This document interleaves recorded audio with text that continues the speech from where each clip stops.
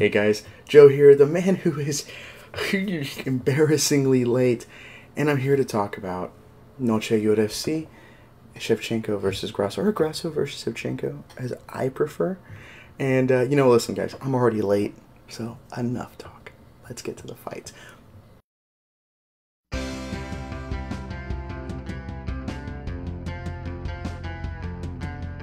The main event is a rematch at women's flyweight between Alexa Grasso, the champion, and Valentina Shevchenko. And this one has generated some controversy that is honestly overshadowing the quality of the fight, because this fight is fantastic. Very, very, very, very good fight. And I loved it. I love this fight a lot. And then the decision happens and you're like, oh, come on. And I feel bad for that. I hate that being, what the big takeaway is here. So, full disclosure, as some of you may know, I am what is scientifically called a Shev hater, a Shevchenko hater. And I the scientific made me laugh. But I will also say this. One reason why I'm late is I didn't watch this fight live. I had some things going on in my life, and I just, I was like, oh, I'm going to skip this. And so despite my Alexa Grasso fandom, I was like, I'm going to have to make the conscious decision to try and just not watch. I'm just not going to watch it. I'll keep up with it on my phone here and there. I didn't even do that.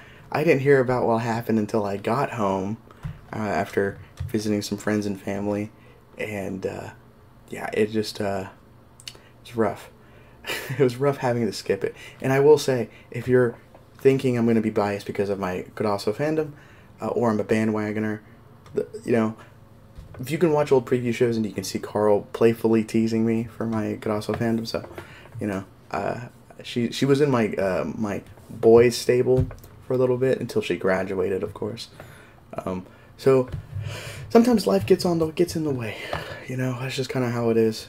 But I do apologize for the delay, and I watched it later on though, and man, that Mike Bell scorecard is absolutely horrendous. I totally understand the controversy on this one, because wow, I'm not sure what round is a 10-8.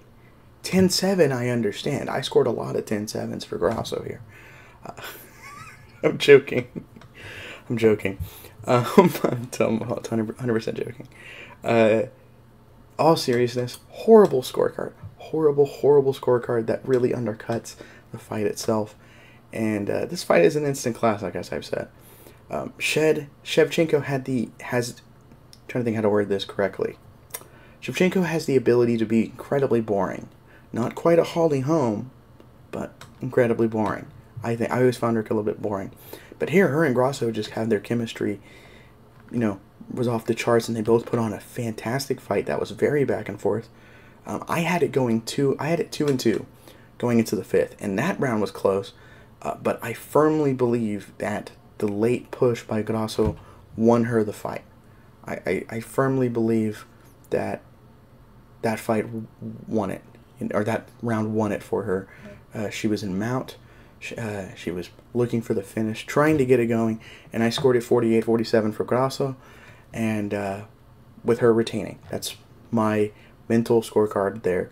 And scorecards are all over the place.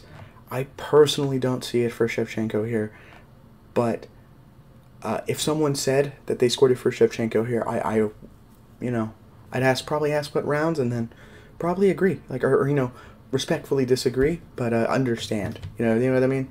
I think it's a very, very close fight where I understand kind of both sides of the argument. I don't understand a draw, but maybe if someone pitched a 9-9 in round 5, I'd be like, well, we don't see those in a while. But yeah. Now, I'm going to make a little bit of a plea here. Hear me out, guys. Make a little bit of a plea. This is someone, you're looking at a guy who scored it for Grasso, and I am calling out to everyone who scored it for Shevchenko, because I think we can both come together here and agree on something, I believe. We may disagree on who won the fight, but we will agree on these two things, and I think we can come to a little bit of a compromise. Number one is that 10-8 is horrible. It's crap. It's terrible. We can 100% agree on that, right? You know? Number two, there doesn't need to be a rematch. Can we agree on that? I hope we can. I hope we can agree on that second one, because I think we're starting to set a really negative precedent in our sport currently. So, last week, we just had a big one-sided butt whooping. You know, I'll use the non-swearing version. That still makes me I'm trying not to laugh about it, thinking about it. Izzy got dominated by Sean Strickland. And Izzy's first title defense of his second reign on top. That's what people think. People want to call it like, oh, this is technically his whatever title defense. Yes, that is 100% true. But in that reign, it was his second one. You know what I mean? Or that second one. In that reign, that was his first one. His second title defense, his second reign in his first title defense of that second reign.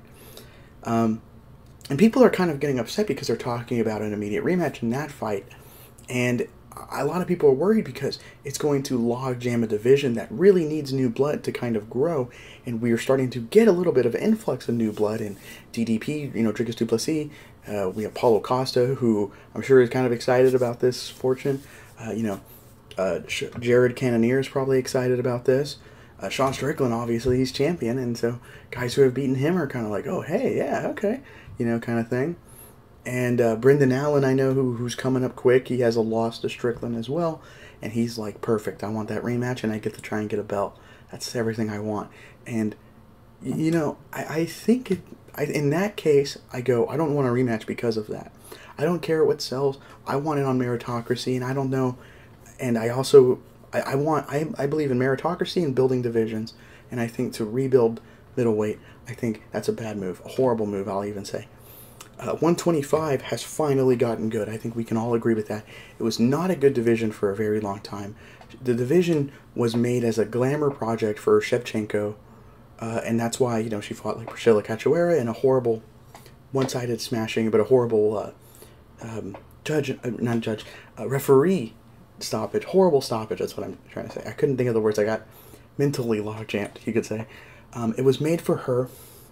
They'd made this division because she couldn't win one at 135, and people were liking her because of like her look and her accent and like all this kind of stuff like that. She had a really big fan base at 135. She couldn't win it there. She was a little too undersized, so they made 125 for her, which was a division in other places, but they didn't really bring in the best of the best initially, and because it wasn't a really cultivated division initially already, and they just tried to make it happen in the UFC with her, for her. That's what they did. They did it for her.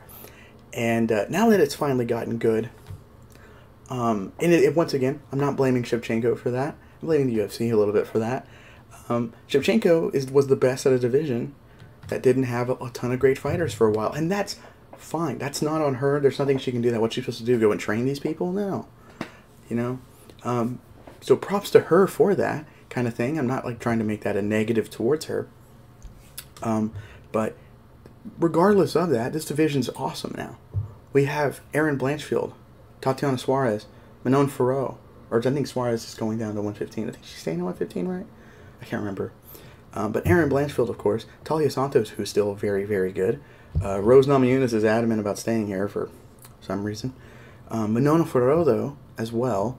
And Alexa Grasso. These are people that could really make interesting fights. Shevchenko can stay here if she wants, and I think that's an interesting little extra piece in this division.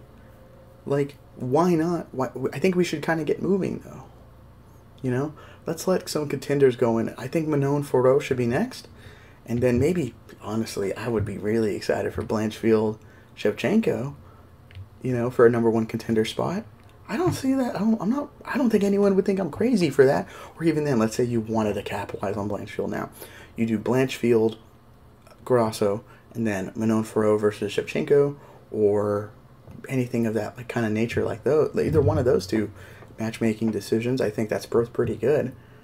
I don't think we need to. I think we need to capitalize on this new blood and move forward, despite the draw. I think a lot of us can agree that Scorecard is abysmal, And we all know they're probably going to try and do a rematch because of the star power of Shevchenko and the quality of this fight.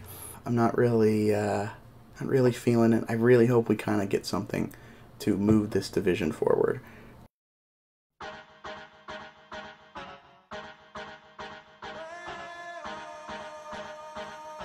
Let's talk about the co-main event very quickly. JDM, Jack Della Maddalena, against the always game and I think underrated Kevin Holland. This fight's super close, like mad close. A lot of back and forth striking. This fight was all on the feet. JDM was the one to be the pressuring. He was pressuring forward and he was landing cleaner. And Holland, though, on his back foot, while he wasn't the one pressuring, he was doing a good job. He was landing good shots as well. Good volume and good all around, attack game plan. I do lean towards JDM in this fight, but man, Holland's really good. This fight is really close. JDM does win a split decision victory, and Jack Della Maddalena is slowly becoming this dude that I think is starting to come into the potential and hype that we as fight fans have kind of put on him. That said, there is a very, very small, minuscule even, elephant in the room that I would like to kind of briefly mention. These are 2 fights in a row where JDM has had close fights. The last one being not the one before this. Very alarming how close it was, and the last one before this really hurt his hype. So I'm wondering if this type of close fight again against a bigger opponent that is, a much bigger named opponent, will this one hurt or realistically curb our expectations of him? Because JDM, we've already seen where he's kind of at. He isn't the guy that is going to one-shot and box everybody up with ease like we kind of wanted, and that's 100% fine. You don't have to go in there and dominate every guy to be the next big thing. Everyone's kind of wrapped up in that Hamzat kind of mentality where we were all putting at Hamzat's the next big thing, and he still could be very potentially, he doesn't fight at all very often. But because he goes out there and he dominates everybody, and then I thought the Gilbert Burns fight, hit being back and forth really helped him out. But I know it cooled some people off. Shavkat Ragmanovich, that's not how I say his name. Shavkat, though, I legitimately forgot his last name, and I took a swing at it just trying to remember. But Shavkat, though, who I think is just as good as Hamzat, Shavkat had a very good fight with Jeff Neal, and finished him as well still. And people said, oh, that kind of cooled me off on him. No, I think it's fine to realistically see where you're at, even if you're still winning fights. And I'm very okay with it. I think realistically, he's still a potential top-ranked welterweight. And I just hope, though, that he's not a massive diva like a lot of the really good names in this division. No one wants to fight Shavkat. No one wants to fight, anybody. When was the last time we saw Colby Covington fight and they're going to give him a title fight? Come on.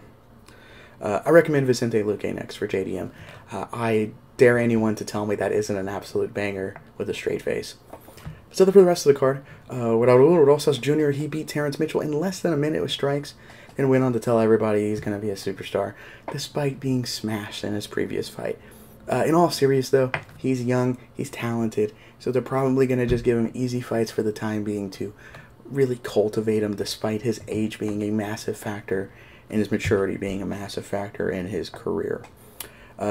Daniel Zellhuber, he walked out to a song that instantly made me want to watch Desperado. It's from Desperado, that's why I say that. And then he got an Anaconda choke win over Christos Giagos. And Kyle Nelson, he got a decision win over Fernando Padilla. And that's good, because I've seen Kyle Nelson in YouTube videos, I believe. He seems like a really nice guy. Seems like a cool dude. Very, very down-to-earth and friendly. Luby Gudenez, she beat Elise Reed in a domination completely. That ended with a submission win in the second round. Roman Kobilov, he had a huge body shot destruction over Josh Fremd, and that kind of stuff has my hype personally building for him. He's definitely a guy I'm enjoying seeing on cards and watching for. Edgar Chairez, I forgot how they said his name. I was like, oh, that's my mom how to say it, and she was like, I haven't seen that kind of name. And Daniel Lacerda, they had a really awkward ref stoppage that got overturned very quickly for a no contest. And this one is a see it to believe it type of thing. because I didn't believe it when I read it, and I had to go and look up the fight, and watch it, and I went, what? I see it to believe it. But also, I'm glad they overturned it to a no contest, and it didn't still just remain an unwarranted win or loss. I'm never not going to bring up the Drew Dober submission loss to a guillotine he had in Brazil years back, which was incredibly egregious. Go watch that one if you haven't seen it. That one's another see it to believe it type of one. Tracy Cortez and Jasmine Jasudavicius, they had a pretty solid fight, with Cortez getting the win to increase her winning streak and help build her hype up. Charlie Campbell got a TKO win over Alex Reyes, and finally Josephine Knudsen beat Marna Kaman by absolute domination on that scorecard.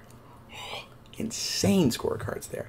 And that's it for me. Once again, massive apologies for the delay. I had some life things going on, and while it looked like I was going to have to skip the recap, I decided to do it anyway to not disappoint the regulars too much. Speaking of me making amazing videos, a new retro review's out on WEC 48, where I get to talk about the incredible low kick destructive performance of Jose Aldo on Uriah Faber.